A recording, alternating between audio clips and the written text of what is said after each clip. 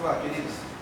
A gente vai começar a estudar um módulo hoje chamado Família Cristã. Nós vamos falar um pouco sobre os princípios bíblicos para a família cristã. Eu acredito que hoje um dos assuntos assim, mais atacados por aqueles que ainda não conhecem o Evangelho, né, é o assunto da família. Por quê? Quando a gente fala de família, a gente parte do pressuposto bíblico que a gente lê lá no livro de Gênesis, não é verdade?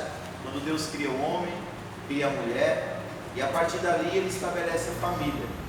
Só que o grande problema hoje é que aquilo que nós conhecemos como família tradicional, para muitas pessoas é apenas um aspecto da família. E aí os outros estilos de vida que estão sendo chamados de família também começa a se confrontar com os valores cristãos. Então, eu acredito que de todos os assuntos que nós vamos tratar no decorrer do curso, esse é o mais prático. Mais prático por quê? Ele vai falar 100% da nossa realidade, porque todos nós estamos inseridos no contexto de família, não é verdade? Ou como pai, ou como mãe, ou como filho, como genro, como sogra, enfim, nós estamos 100% inseridos. Obrigado, Pedro. Nós estamos 100% inseridos no contexto da família. Som? Opa, melhorou. Então vamos lá, só para a gente começar a entender aqui o assunto. Família é um assunto presente em toda a Bíblia Sagrada. Se você ler do livro de Gênesis até o livro do Apocalipse, nós vamos ver o tema família sendo redundantemente tratado por praticamente todos os escritores da Bíblia Sagrada, trazendo conselhos, princípios e diretrizes para a família. Então, ela faz parte da chamada cultura judaico-cristã, e tanto o Antigo quanto o Novo Testamento exaltaram a sua importância. Quem saberia me dizer o que é a cultura judaico-cristã? Alguém já ouviu essa expressão, pelo menos? Alguém já ouviu a expressão judaico-cristã? Tem ideia aí do que é? Obrigado, Pedro. Tem ideia do que se trata a cultura judaico-cristã? É uma forma de vida, né? Um modo deles viverem. Uma forma de vida, um modo deles viverem, mas de quem viveu quando fala judaico-cristã? Judeus e os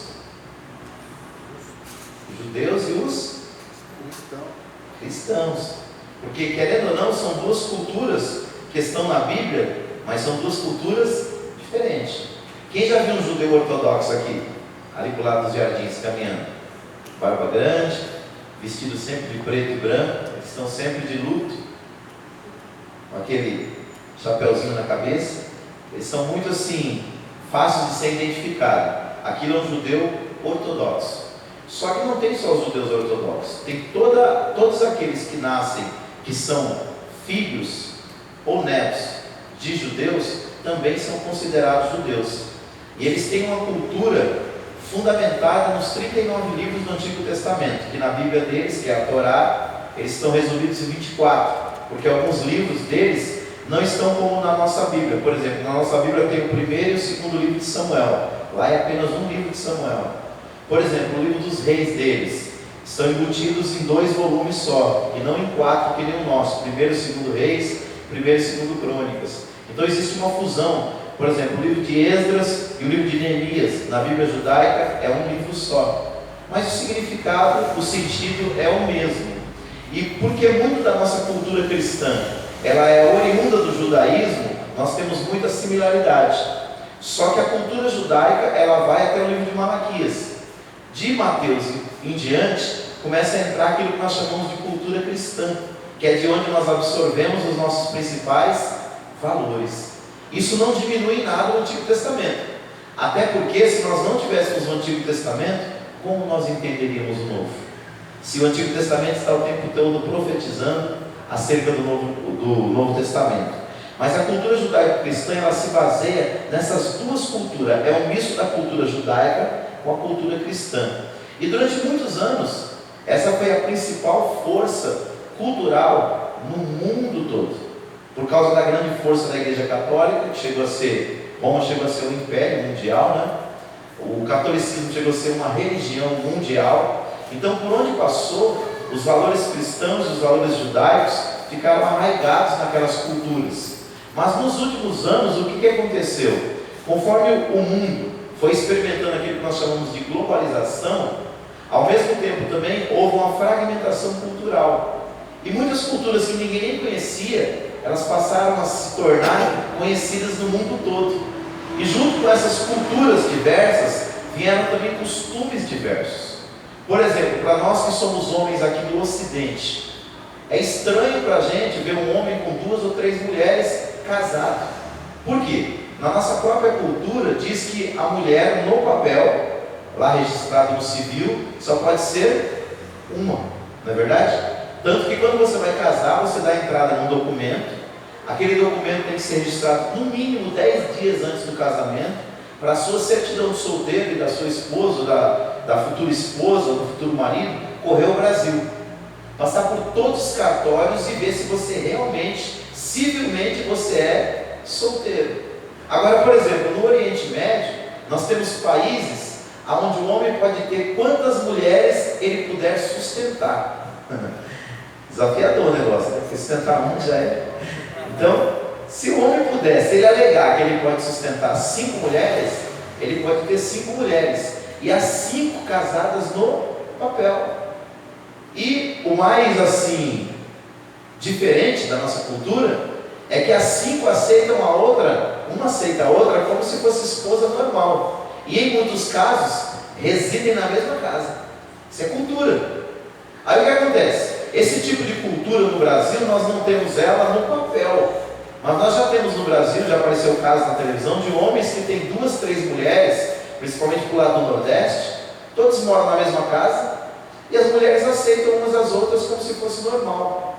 Quando você traz isso para a cultura judaico-cristã, você vê que isso não é normal, principalmente na cultura cristã. Na cultura judaica, no começo lá, no tempo dos patriarcas, no tempo dos reis, ainda havia uma tolerância até de Deus para com aquela situação. Mas conforme os anos foram se passando, quando chegamos no Novo Testamento com Jesus, ele diz que no princípio não foi assim.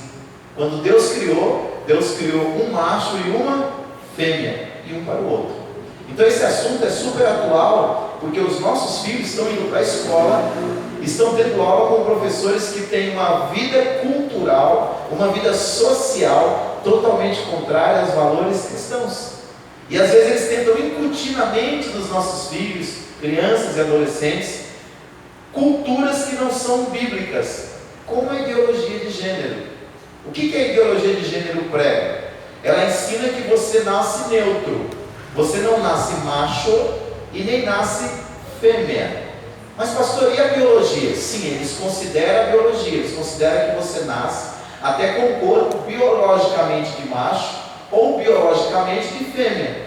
Mas a questão sexual ou sexualidade é decisão e escolha sua. É isso que ensina a ideologia de gênero. E que ao longo da vida você se descobre ou você escolhe o que você quer ser. Se você quer ser um menininho ou se você quer ser uma menininha. Aí esse tipo de coisa é passado para as nossas crianças não como uma alternativa, mas como uma ideologia. Qual é a diferença? É que aquilo é passado como se fosse algo normal e que a pessoa adere se ela quiser. Ao contrário da biologia, já tentaram provar a homossexualidade com a biologia e não conseguiram. Por quê? Na nossa genética, nos nossos cromossomos, no nosso DNA, está lá que você é homem ou mulher. Até aquelas crianças que são chamadas hermafroditas, que elas nascem com um distúrbio, porque elas nascem com 2 sexos. Até essas crianças, quando você chega no DNA dela, ou é o DNA de um rapazinho ou de uma mocinha. Está entendendo? Então, o que nós precisamos como cristãos? Nos alimentarmos cada vez mais da palavra de Deus, para acontecer aquilo que Pedro disse. Pedro falou assim, que a gente esteja preparado, com Cristo assentado no nosso coração, para responder com mansidão a todos que nos perguntarem sobre a razão da nossa esperança. que Pedro está dizendo aí? Que se nós formos questionados sobre a nossa fé, nós devemos ter mansidão e preparo para responder sobre essas questões com base nas Escrituras Sagradas, certo? Então, a cultura judaico-cristã, baseada tanto no Antigo quanto no Novo Testamento, é que vai modelar a nossa fé. Então, para nós cristãos que pensamos a Bíblia, família é aquilo ali, ó. O que é aquilo aqui? O que é isso? O que é isso? E o que é isso? Uma criança. Para nós, casamento é isso aí. Família é isso aí. O que passar disso aí pode até ser família dentro da visão de alguma cultura, de alguma ideologia, mas não na visão bíblica. Ok? Então vamos lá. Mais um ponto. Então, os atuais inimigos da família gostam de dizer que a família nuclear, ou seja, o pai, a mãe e os filhos é coisa do passado. E aí, eles estão com a razão? Tem certeza? Se nós fizéssemos um levantamento aqui no Brasil, eu não posso dizer em percentuais, mas cada um de vocês não conhece um casal, se é que eu posso usar essa expressão? Não vou usar essa expressão não, né? Porque casal, para quem a gente entende, é um homem e uma mulher. Mas você não conhece pessoas que são parceiras conjugais, que são do mesmo sexo? Sim ou não? E aí, o que você faz quando seu filhinho ou sua filhinha te interroga acerca disso? O que você vai dizer para ele? Hã? Eu falo que é coisa do mal.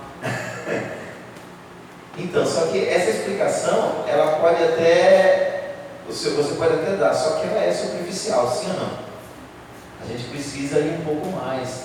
É por isso que o cristão tem que pensar segundo as Escrituras.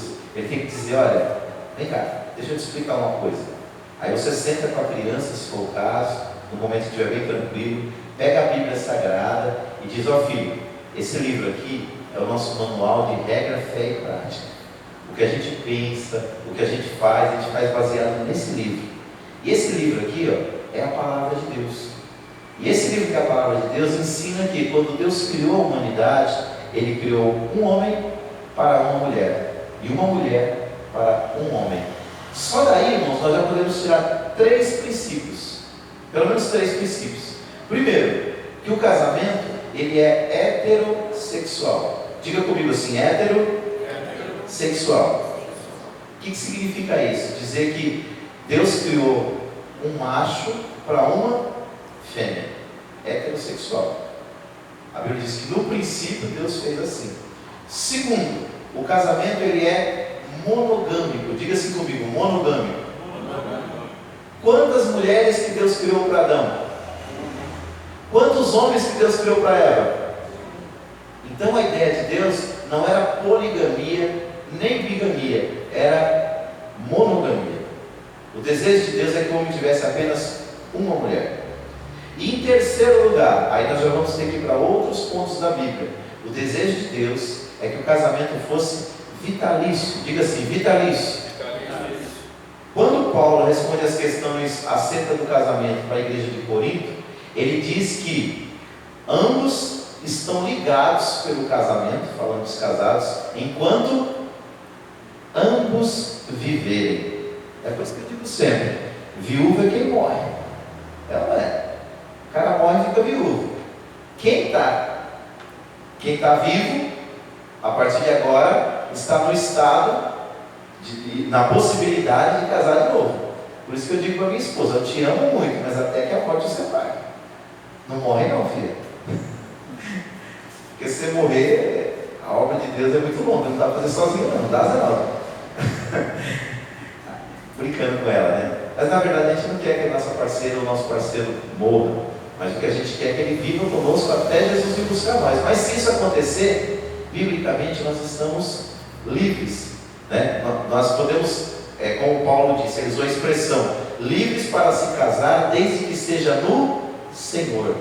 O que é no Senhor? É um casamento que não é um jugo desigual, é um casamento entre cristãos, pessoas da mesma fé, que comungam da mesma crença, dos mesmos valores. Então, diga-se comigo, o casamento Pode dizer comigo. Casamento Casamento. é heterossexual, monogâmico e vitalício. Aí alguém já vai falar, pastor, e o divórcio? O divórcio a gente trata na aula que vem, tá bom? Até para divorciar, o cristão não pode divorciar por qualquer motivo. A Bíblia dá algumas referências e alguns caminhos que nós devemos andar. Ah, pastor, mas tem igreja aí que tá, o camarada pode ser o que for. Eu fiquei sabendo de um caso interessante alguns anos atrás. Um jogador famoso de futebol, ele separou da sua esposa, 20 e tantos anos de casado, e ele estava numa igreja evangélica. E o que aconteceu? Ele se separou da mulher dele no papel, se afeiçoou de uma jovem daquela igreja, e o pastor foi lá e celebrou o casamento dele, o pastor daquela igreja.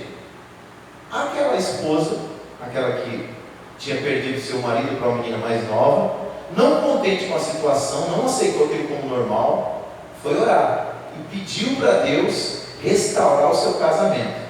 O camarada se casou, pegou a malinha dele, pegou a malinha da sua jovem esposa agora, porque essa é a moda, né? Trocar uma de 50 por uma de 25, e aí viajaram na lua de mel.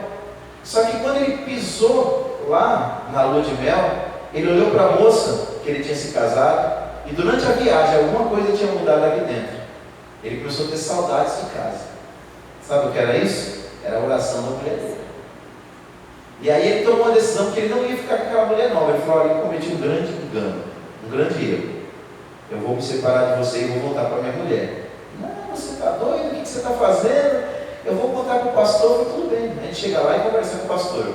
Aí ele voltou, explicou a situação para o pastor, dizendo que estava voltando para sua esposa, para a sua primeira esposa. Ele foi embora. Voltando para a sua primeira esposa. E aí sabe o que o pastor fez? O pastor foi e disciplinou ele. Mas ou quando disciplinou sem disciplina, ele voltou para a sua esposa. E aí?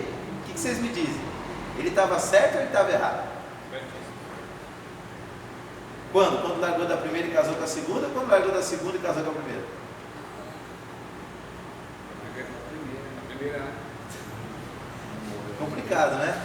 Mas é com esse tipo de questão que nós, pastores, estamos tendo que lidar. Ou eu estou falando besteira? Ou será que isso só acontece lá pro lado de Jardim Letícia? Então, gente, se nós quisermos ser uma igreja que se pauta pela palavra de Deus, primeiro, nós temos que conhecê-la. Segundo, nós vamos ter que ter coragem de ensiná-la. E terceiro, nós vamos ter que ter coragem de levar a igreja por ela, certo?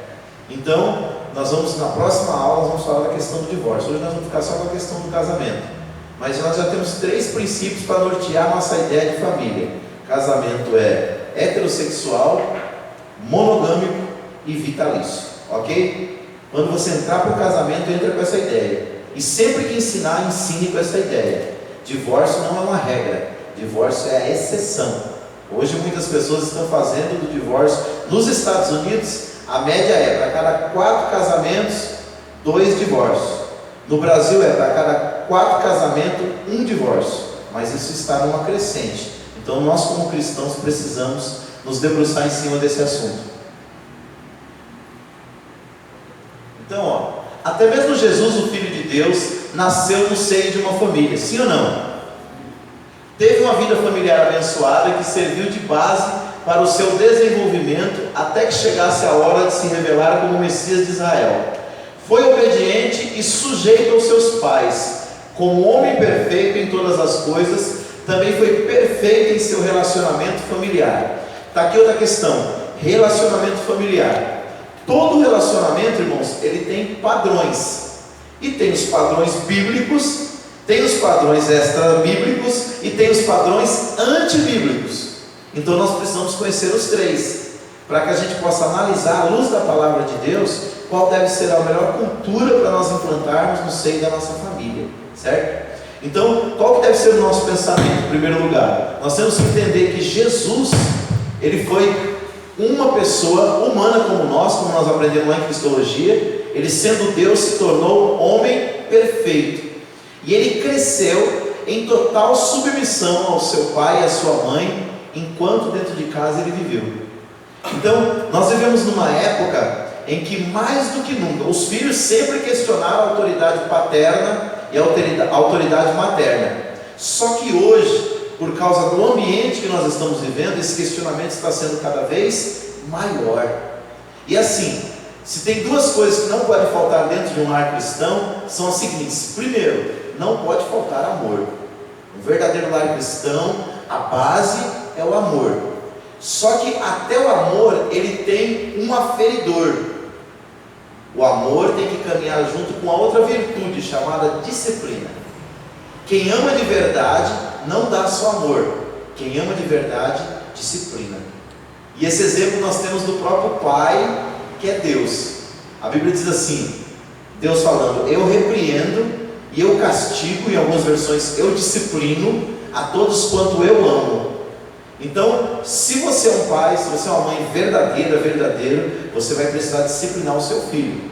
Só que, antigamente, a maior parte da disciplina era esse camarada aqui, né? Era assim. Era o chicote. Hoje, dá pra gente tratar filho que nem a gente tratava há 30 anos atrás? Você tem certeza que dá? Dá? E se seu vizinho te denunciar para o conselho tutelar? Aí já é outra coisa. Não é outra coisa. Não é outra coisa. Se ele denunciar você para o conselho tutelar, se você disciplinar o seu filho e você deixar marcas nele, você pode perder o direito à paternidade. Sabia disso? Eles tiram o filho de você. Estou falando de realidade, irmãos. A minha esposa trabalha numa escola que tem vários pais que perderam a tutela dos filhos. Então, você pode corrigir? Lógico que pode. E deve. Só que toma cuidado para não deixar marca. Não, mas não deixa não. Tem gente que deixa. Só igual a zebra só. Tem gente que deixa. Você denuncia. A própria criança ela pode denunciar.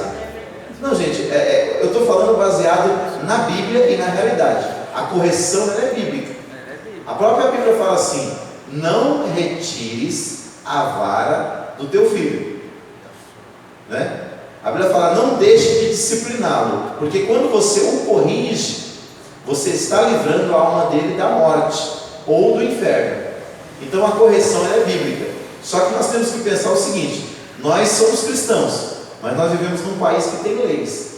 Então, se nós exagerarmos nessa correção, nós corremos o risco de amanhã, através de um telefonema ou de um WhatsApp, chegar um conselheiro tutelar na nossa casa, fazer uma petição para o juiz e o nosso filho sair da nossa casa e ir parar no orfanato. Essa realidade está aí todo dia, irmãos. Então, assim, graças a Deus que muitos juízes são sensatos. Muitos juízes são sensatos, que mesmo a partir da denúncia, ele vai a fundo no caso para saber se realmente aquele pai está exagerando. Só que toda a área tem pessoas que são sensatas e tem pessoas que são insensatas. Principalmente se você cair na mão de um juiz que ele não comunga da mesma fé que você, às vezes é contrária à tua fé e sabe que você é cristão. Não vai adiantar chegar para ele e falar provérbio de Salomão. Está entendendo? Então vê o peso da nossa responsabilidade. Nós temos a palavra dizendo que a gente tem que corrigir, mas nós temos a lei nos espremendo, dizendo que se a gente exagerar na correção, a gente pode perder a guarda do filho. Irmãozinho, na igreja, tem igreja que já tem casos disso. O pai e a mãe corrigiu com excesso e perdeu a guarda. Mas pastor, e Deus isso tudo? Deus está lá no trono dele como sempre esteve, abençoando a nossa vida, nosso lar, nossa família. Então eu não sou contrário à correção, eu acho que tem que corrigir. Só que a própria Bíblia fala para não provocar a ira do filho. Então a correção tem que ser moderada, né? Eu vou dizer uma coisa: eu quando criança, eu fui muito corrigido pelos meus pais. Acho que todos vocês foram, né? Nós estamos da época, diz o pastor Cláudio Eduardo que ele apanhou demais. Quando chegou na época dele bater, agora é proibido, né? Agora que eu ia fora, né? Mas o que acontece? Esse é o tempo que nós estamos vivendo. Agora, teve correção que minha mãe me corrigiu, que para mim naquela época foi exagerado. Eu tomei surra de tábua de caixote. Ela não lembra. Quando você ela fala, eu não lembro. Ele falou, pois eu lembro. A gente, quem bate não lembra, quem apanha não esquece. Então foi exagerado. Se hoje eu pegar um filho meu e der uma surra dentro de tábua de caixote, provavelmente o vizinho liga e amanhã eu estou sem a guarda do meu filho. Então a gente tem que encontrar o quê? Um ponto de equilíbrio. Mas nunca esquecer dois princípios que regem a a orientação da nossa família? Primeiro, amor.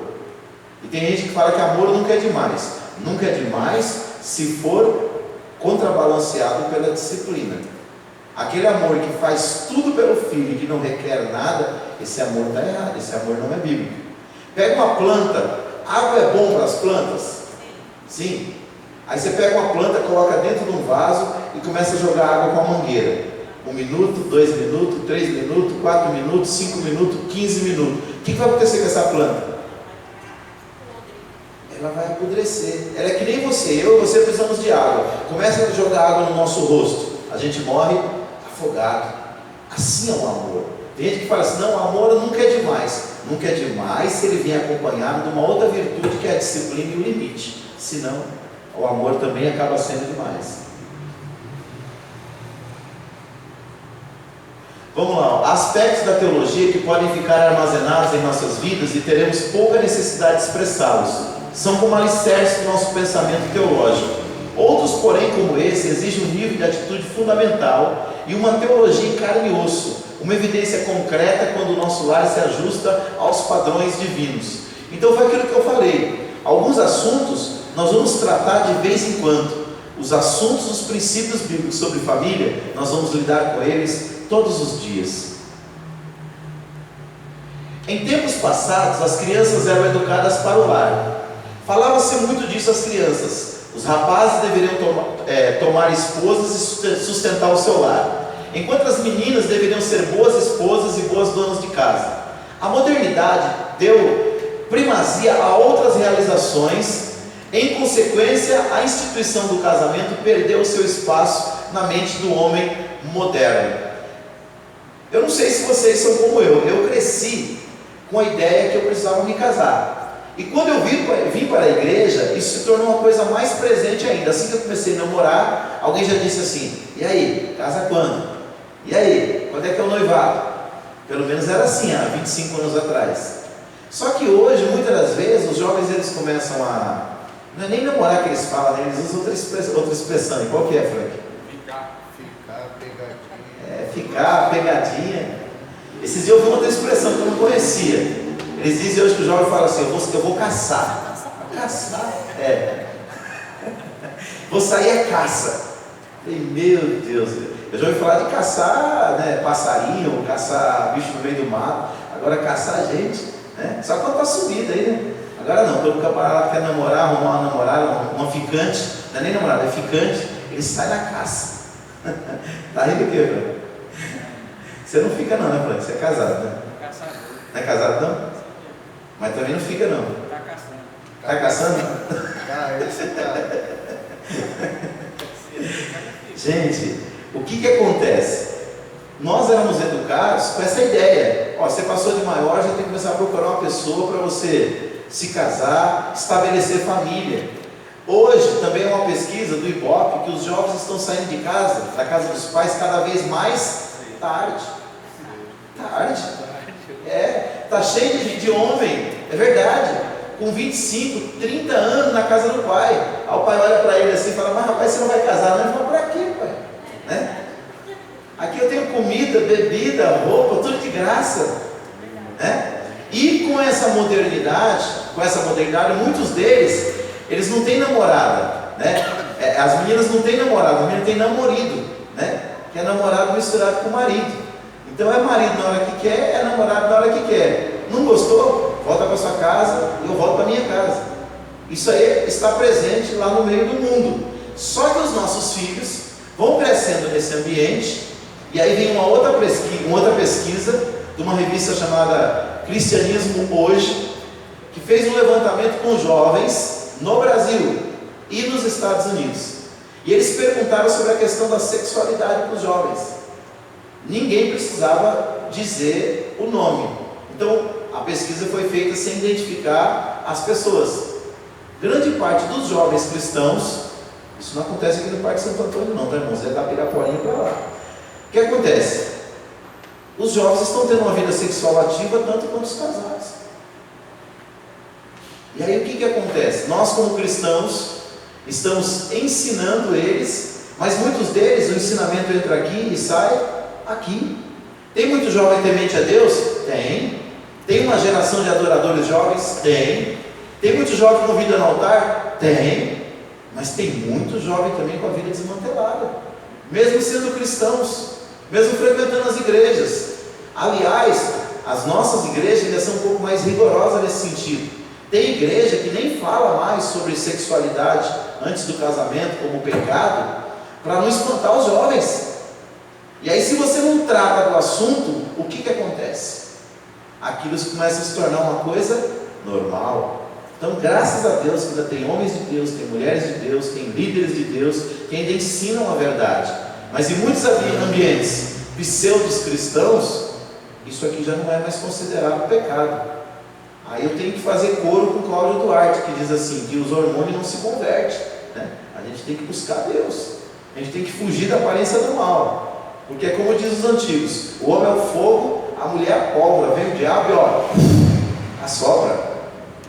É assim, não é? Então, por que José saiu correndo da presença da mulher de Potifar? Porque ele sabia que se ele permanecesse ali, ele iria cair. Então o que ele fez? Ele fugiu.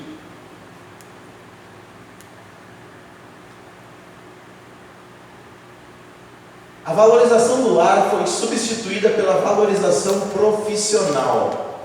Vencer não significa mais ser honesto e educar bem os filhos. Vencer agora é carro do ano, é alto salário, é o status, mesmo que isso signifique ter um lar sem afeto, um casamento instável e filhos traumatizados.